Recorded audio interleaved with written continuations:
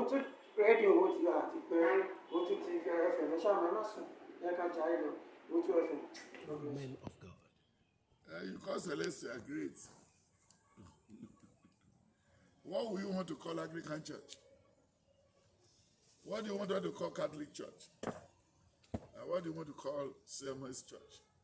Methodist and Redeemed Church. Are they great or small? It's because we put on Sultana. Only ọmọ ẹni ò lè ṣe dí bẹ̀rẹ̀ kó ṣe dí gbígbẹ kádó wà lọ fáwọn tí díẹ̀ tóbi ní pátá ọmọ tí ẹ ló máa fi wé. If you say Celestia is great to yourself, good. And if you say Celestia is small, but Ọlọ́run mọ bó ṣe dá gbogbo wa. Because ó lè compare agbára Ọ̀ṣọ́fà mọ́ agbára Mósè Orímọládé. Mósè Orímọládé is a fantastic father. Then you can only compare Ọ̀ṣọ́fà pẹ̀lú àwọn Ògúnfèyí ni to the Zion lẹ̀. And that's where both of them were born. Nígbà tí bàbá yẹn kú, wọ́n dúgbò kú ẹ̀ láti Nàìjíríà lọ sí lóyìnbó. Then nígbà tó ń ṣí yàrá ẹ̀, wọ́n fi odidi ọ̀sẹ̀ mẹ́ta kó owó jáde, owó tó ń fi ta lọ rẹ̀. Wọ́n ṣe ń fi báàgì ìdí ìfọlọ́gbé síbẹ̀ kò ná. Bí àwọn gbọ́rọ̀ yìí sí, okay, these are leaders. These are the people who believe they are not Christian. And likewise Ọ̀ṣọ́fà, he performed a lot of miracles, yes. But gbogbo ọ̀rọ̀ tó sọ náà ti dànù. Ọ̀rọ̀ lágbára èèyàn, ó ní tí mo bá kú, ẹni tó máa lead the church ẹ̀mí ló máa yàn. But àwọn kan kàn jòkó ń sìn kangaroo, wọ́n kàn gbé mo bí ìnáwó abẹ́. But no problem. No problem. But Ọlọ́run mọ̀ pé àga yẹn ṣòfò. Ìdàgbà ní great. Ní gbogbo church in Nigeria àti the whole world. Èwo la fọ́jú ń sùn tó supervise ń bẹ̀. Ẹ ti láìkí òyìnbó tó lágbára jù. Ẹ mọ̀ pa àti níṣòro already. Cele níṣòro. Wàhálà ò lè délẹ̀ nínú church. Àbí kò yẹ ẹ́ sìn? Kàfẹ́ sájáde, ta ló fẹ́ dúró gbé mo bí iná? Ó lérè tí ò téré lóbìnrin di ọmú mú. Wọ́n tí gáàsì bá explode ní bedroom, obìnrin á fi ọmú yẹn lẹ̀ as fan. Afurege. Náà kì í ṣe fèrègé. Fáànì ló máa fọmú yẹn ṣe. A máa fàtẹ́gùn fún ìrìn àjò ẹ̀. Àbí kò yẹ ẹ́ sìn? Ẹ wò ó sìn. Kò fẹ́ wọ mọ́tò lọ sí Àkúrẹ́ ní Ọjọ́ta. Àkúrẹ́. Ìmọ̀ ẹ̀ tó wá láti Jẹ̀bú Igbó, ẹ̀ tó wá láti Jẹ̀bú Ọ̀ṣọ̀ṣàn, ẹ̀ tó wá láti Jẹ̀bú Òde, ẹ̀ tó wá láti Ọ̀yọ́, àti ẹ̀ tó wá láti Bíkì kà wọlé tán. Wọ́n ní dráìvà wá wọlé o. Kí dráìvà wá mú dráìvà bọ̀ kó máa ẹsẹ̀kẹsẹ̀ mú. Ta ló fẹ́ wa mọ́tò? Wọ́n ní man, this blind man, but he has been driving for the past 10 years. Ẹ ní dúró gba change. Ṣẹlẹ̀ máa fọ́ glass tẹ̀ máa fi sá lọ. Ẹ máa kọ́ sáná kẹ́tọ́ wá protest. Bàbá. Afọ́jú ò lè wa mọ́tò yìí. Mọ́tò yìí tóbi. Ẹ̀sà mọ́tò yìí tóbi. Ojú kan la wà láti 22 years ẹ̀ o. A ní lọ síwájú o. To be candid. Tẹ bá wo template tó ń gbé fún mi. Ta lè fi ní lọ síwájú. Mi ò lè gbé fún wọn. Tí a bá ka gbogbo church tó ti wà 40 years 50 years lọ ká ní kọ́ lọ mú 5 million wa tàbá gbà lẹ́kọ̀ọ́ nìkan ẹ̀sà we're talking about billions. Then ká wá stock yẹ sí Celestial Bank. Then ká wá mú gbogbo àwọn tó dá church wọ̀nyí lẹ̀ tó ti kú ká wá wá àwọn ọmọ wọn ká sponsor firstborn gbogbo wọn. The church will be the best in the whole world. But kò sẹ́ni tó fẹ́ lọ síbẹ̀. Just walk and eat. Àkàngbá 5A side. Ọmọ 5A side. Tó máa ń gbá lójú títì tí a bá ń dìbò lọ́wọ́ yẹn. Wọ́n lá ń gbá ní silence. Anybody you know. Ètò èèyàn ẹ̀ bá ti wà ń bẹ̀ kí ló lè ṣe jáde. Wọ́n lè ṣe tọ̀hún jáde, wọ́n lè ṣe kò yẹ kó rí bẹ́ẹ̀. Ìjọ ẹ̀mí ni. Ẹ̀mí ló yẹ kó ṣe kí ni? Ló yẹ kó máa ṣe. Then gbogbo àwọn olùṣọ́ àgùntàn wọ́n ní sálárì. Suffering and what? And smiling. Then gbàdúrà pé irọ́ náà fi bẹ̀rẹ̀ ó yẹ ká ti kó àwọn wòlíì kan jọ tá a máa fi wádìí àwọn tó bá wá join pé bóyá tòótọ́ lọ́lọ́run pè wọ́n àbí kò yẹ ń sìn nígbà téèyàn lóhùn fẹ́ òun pilot ni láti Saudi Arabia ló ti fly plane wọ́n dẹ̀ gbà ní Nigerian Airways ṣebí wọ́n á wo ìwé wọ́n á wo school bí tó ti ṣe piloting wọ́n á wo àwọn instructors ẹ̀ wọ́n á wo everything wọ́n á ṣe background checking lẹ́yìn tó bá ṣe ìdánwò àti wá wò pé ṣé kò sí wírí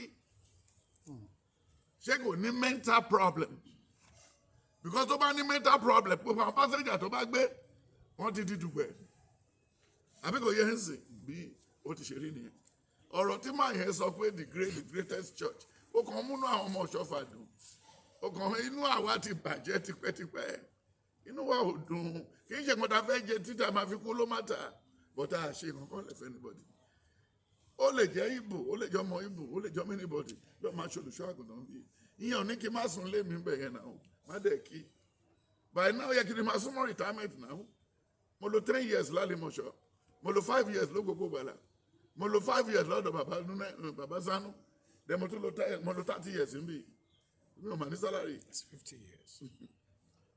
mi ò ní salary bàbá ẹni tí bí n bá kú lè ní pàpà wọn lè nígbà tí o ti bá wa ṣe lọ sọnù but àwọn ọmọ mi á tẹ́wọ́ gbé mi náà. bàbá ẹni tí ìjọ Cele yàn yìí. ìjọ Cele ò yan àwọn ọmọ mẹ́jọ kan ló kàn yan ẹgbọ́n bó ṣe yàn ní bíbélì yẹn náà 1 Samuel 16 dẹ́gbà tó ń yan Dáfídì kó lọ máa play jìtá fún Saul ẹ wo bó ń ṣe parí ìrìn àjò wọn ní 1 Samuel 23-24 ní verse 14 to 28 ó nígbà inú ní ihò kan lájọ wà ó ní láàrin òru mo wá sọ́dọ̀ yín mo gé etí aṣọ yín mo dẹ̀ mú kọ́ọ̀pù tẹ́ fi mu mi but nítorí pé Olúwa ti yàn yín lólórí I decide not to tamper with your life ó ní you did it to me ó ní Abner olórí sójà láti ìgbà tí wọ́n ti ní Sọ́ọ̀lù pẹ́pẹ́pẹ́ wá ẹ̀tí Dáfídì pẹ́pẹ́pẹ́ wá Sọ́ọ̀lù pẹ́pẹ́pẹ́ àrùn yẹn ló ti dá ọ̀tẹ̀ sáàrin wa bọ́tọ́ bá òwò dẹ́nà ọmọ ọ̀gá wa wọ̀nyí ọmọ bàbá Ọ̀ṣọ́fà wọ́n lè jẹ́ afọbajẹ́ bọ́jẹ̀tì wọn kàn máa wà kò sẹ́ni tó máa fọwọ́ kàn bọ̀dà wọn bẹ̀rù sí pé tí wọ́n bá lọ gbára àtà síbẹ̀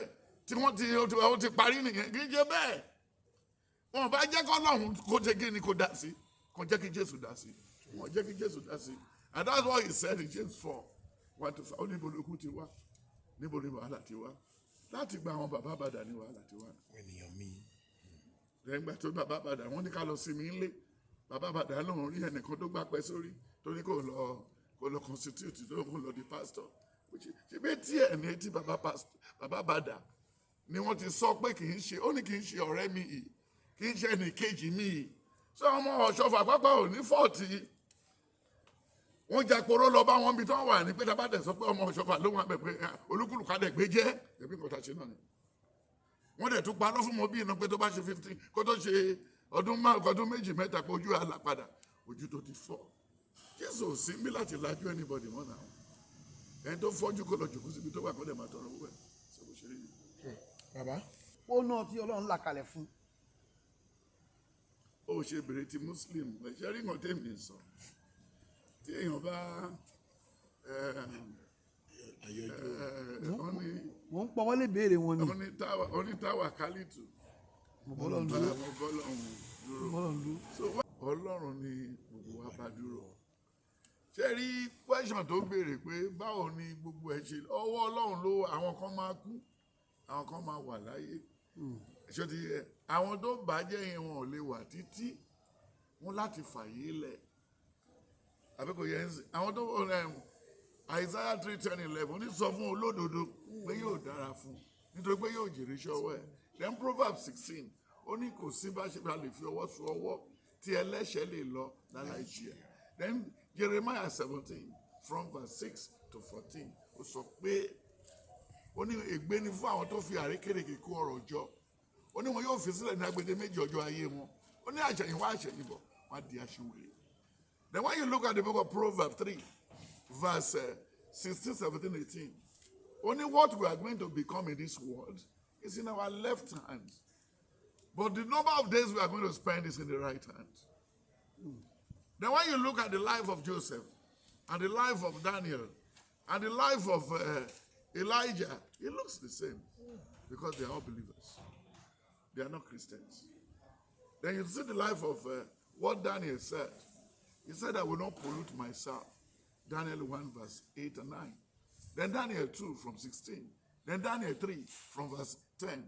Then Daniel 4 from verse 26.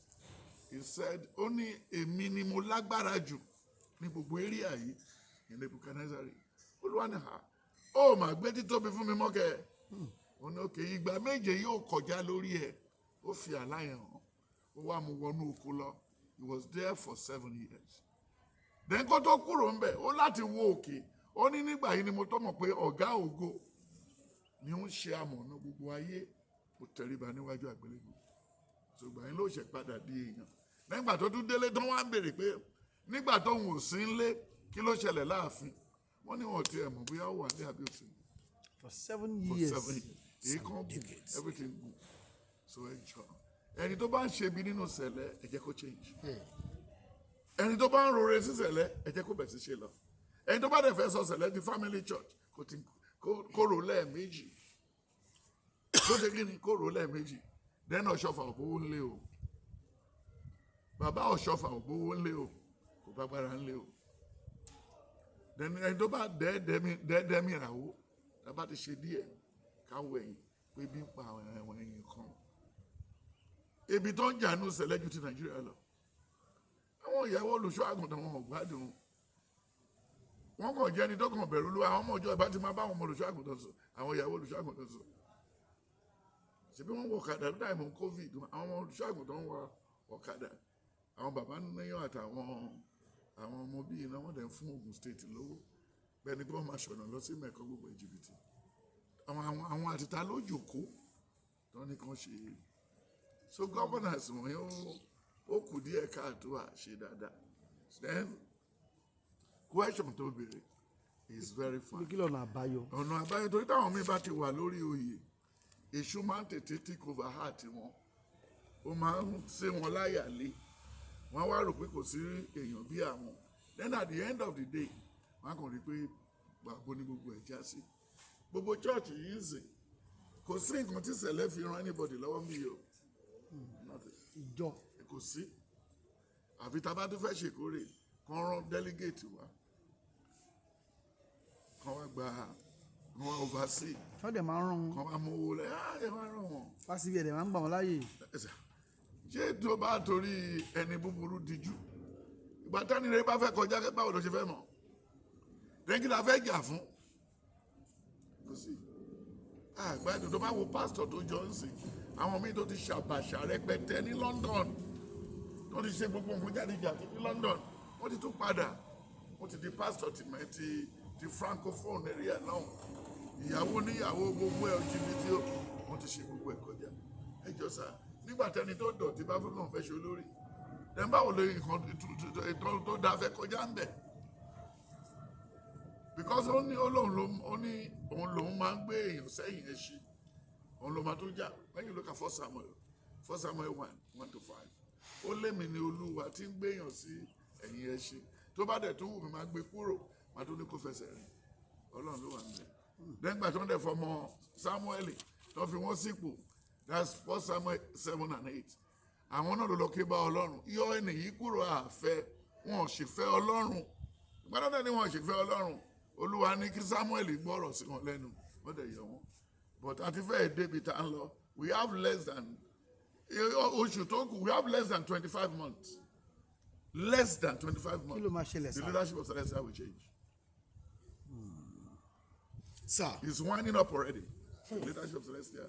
Before the next election, even before the middle of next year, with what is shown, the leadership will change. Grassroots ní iléeṣẹ́ Owutu FM Yẹ́sàlẹ̀ o máa gbọ́ má yí kúrò níbẹ̀ o ètò tó gbámúṣé polówó ọjà kájébù gbẹ́jẹ́ ètò tó fa kọyọ nílé iṣẹ́ Owutu FM láti máa gbọ́ nílé iṣẹ́ Owutu FM the mouthpiece of the grassroots Yẹ́sàlẹ̀ lórí bẹ́ẹ̀ nílé iṣẹ́ Owutu FM má yí kúrò níbẹ̀ má gbọ́ Yẹ́sàlẹ̀ náà ni. Thanks for watching. Kindly subscribe to our YouTube channel, Owutu FM Lagos. Bye.